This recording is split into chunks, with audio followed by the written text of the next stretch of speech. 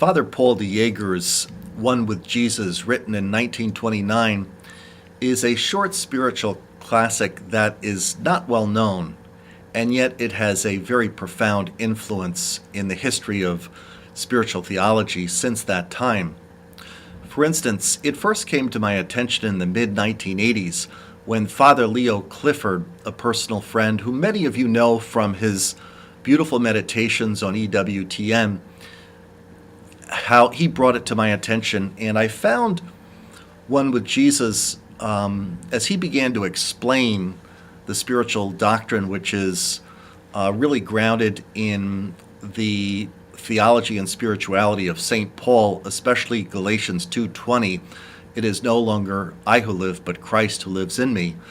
I found it personally inspiring, and especially the way that Father Leo had studied and prayed the essay, but also brought it to life in his own spiritual teaching and just the way he was. He really had come to understand at a deep level how we are called to understand and pray that Christ actually lives within us, and that in understanding that, we can see Christ in others more deeply and more profoundly.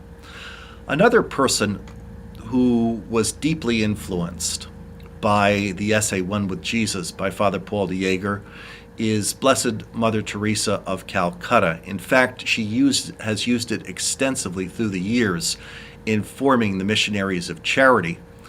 And I think that may be one of its greatest legacies, that Blessed Mother Teresa of Calcutta prayed this essay and distilled its spiritual richness and communicated this to all her missionaries of charity globally.